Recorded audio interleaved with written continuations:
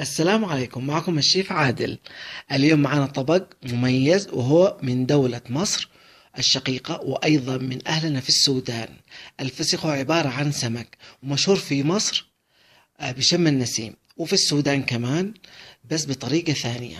فأنا عجبتني طريقة التحضير الطبخة السودانية، وأتمنى من أشقاء السودان وأهل مصر اللايك والاشتراك والتعليق إنه هل فعلا طبخة صحيحة. تعالوا معانا ونشوف الطريقة. السلام عليكم، معكم الشيف عادل. اليوم معانا وجبة يعني مشهورة، وطبعا وصلني هذا السمك هدية، وطبعا هو الفسيخ. ممكن تسمعوه في مصر وفي السودان، يعني مشهورين بالذات شم النسيم. بس قبل ما نبدأ لا تنسوا الإعجاب واللايك والاشتراك عشان يوصلكم مني كل جديد. أشكر أهل المصريين، أهل مصر والشعب السوداني الحبيب إن جابوا لي هذا الفسيخ وقال أنا أطبخه. طبعا حطبخه بطريقتي وإن شاء الله يا رب يعجبكم. طبعا الفسيخ هو معروف من زمان أيام الفراعنة إنه السمك يجفف بالملح. اختلف بين السودان ومصر إنه السودان بتنظف البطون الداخلية، فهو ما شاء الله نظيف من الداخل. فأنا حبيت أن أصور لكم السمك بعد ما نظفناه وغسلناه وأوريكم كيف طريقته. أنا هعمله كطبيخ أو كإدام بالطريقة السودانية. طبعا في مصر بيحبوا يأكلوه بهذه الطريقة مع البصل والشطة والليمون، بس أهلنا في السودان بيختاروا بهذه الأشياء إن يكون على شكل إدام أو طبيخ أو ملاح على قولتهم. فأشكر أهل السودان وإن شاء الله بصلح لكم، وأتمنى تعليق من أهل السودان وإن شاء الله يعجبكم يا رب. طبعا معنا الفسيخ، هذا هو اللي يسموه السمك، ومعنا البصل والبسباس الأخضر، معنا حبة طماطم، ومعنا الفول. طبعا في الفول السوداني هذا هو أنا حمصته، وفي طبعا الجاهز. معنا حبة ليمونة، وانا حبيت اضيف البربكيا والكمون والفلفل والكزبرة، معالق ربع معلقة. معنا فصوص من الثوم والصلصة. بس زي ما قلت لكم لا تنسونا باللايك والاشتراك والمتابعة وتشجيعكم. بعد الله سبحانه وتعالى أتمنى أن أوصل إنكم توب شيف اليمن، وأتمنى منكم التشجيع. الآن ضروري إنه أنظف. طبعا بعد ما نظفت، بس أنا حبيت إني أوريكم السمك كامل. طبعا بشيل الرأس، بشيل العظام، بس باخذ اللحم اللي داخل وبفرمه على ما ورتني واحدة أخت من السودان.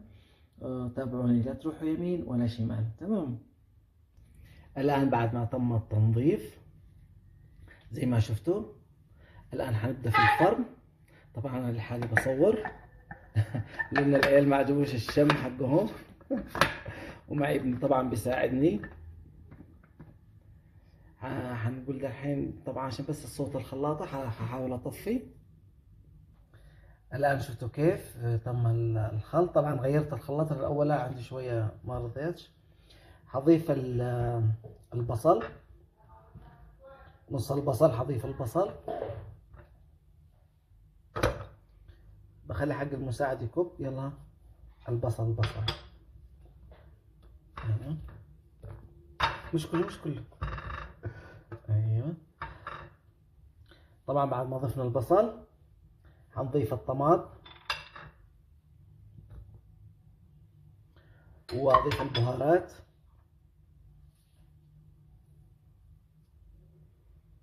وبضيف الثوم.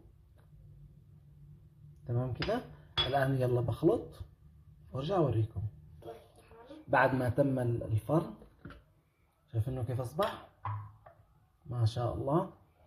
الآن معنا طبعا البصل، حنفرم البصل، ومعنا الفول. طبعا في معاكم المعجون الجاهز، معجون الفول. انا بس راح اصلحه فريش وتابعوني. تمام. الان بفضي هذا عشان افرم البصل. وطبعا معنا حبتين بصلة متوسطة. قولي بسم الله. بسم الله. طبعا فرمنا البصل، المفروض البصل يكون انعم بس عشان الكميه عندي قليله، هي بصله متوسطه، وهذا فرمناه زي ما انتم شايفين كيف. الان معي حب العزيز، ضروري اني اطحنه، تابعوني. بكب حب العزيز زي ما انتم شايفين، وابدا افرمه خليه ناعم. بعد ما خلطنا هذا الفول زي ما شايفينه، الان يلا نروح الى النار والى الطباخه، ونوريكم كيف طريقه طبخ الفسيخ. ولعنا تحتها النار، الان نقول بسم الله ونبدا نطبخ. هننزل اول حاجه بالزيت، نقول بسم الله.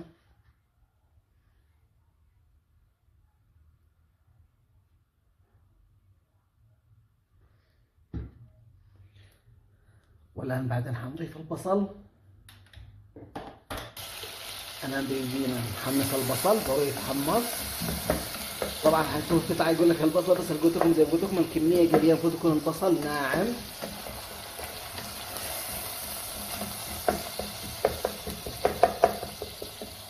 انا هشوح البصل بهذه الطريقه.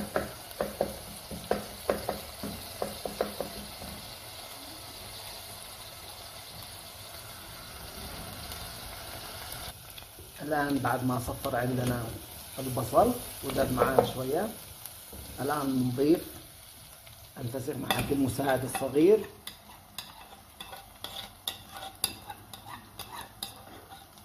زي ما شفنا ضفنا الكمية. الآن نقعد نقلب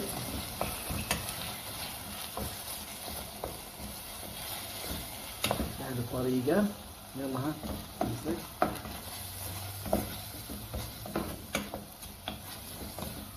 هنقلب لما ينشف معانا.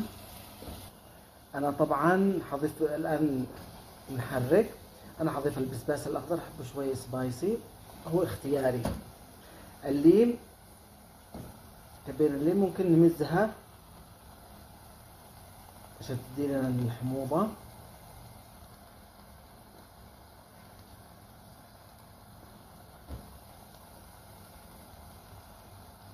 الرائحه لذيذه. طبعا في ناس يقول ليش ما ضفت الملح، لانه الفسيخ فيه ملح زايد. انا غسلته وخففت الملح.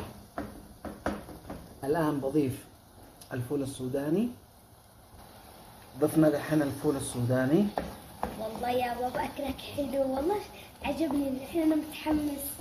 ان شاء الله يا بابا نطعمه ونشوف كيف. الان هحاول احرك لما تذوب عندي، واذا يحتاج ان ازيد فول بزيد فول. بس رجال لا تنسوا التعليق واللايك والمشاركة، واشارك تعليقكم كمان.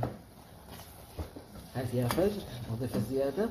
انا احب يكون فيه شوية فول زيادة، والله حيكون طعمه حلو. وهو راجع لكم طبعا. بعدين السماكة نتحكم فيها نحن. ممكن نضيف شوية ماء، انا حضيف له شوية ماء.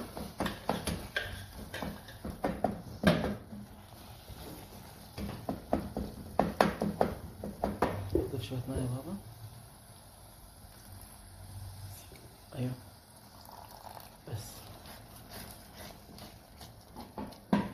ممكن اللي شيء يكون احمر يضيف نعم. صلصة، بس هذا اللون هو انا اللي حبيته. الان وصلنا، ما شاء الله الرائحة حلوة. حنضيف قليل من الزيت. طبعا اللي حبه انه يضيف صلصة ممكن يضيف، بس انا حبيت هذا اللون وعجبني هذا السمك.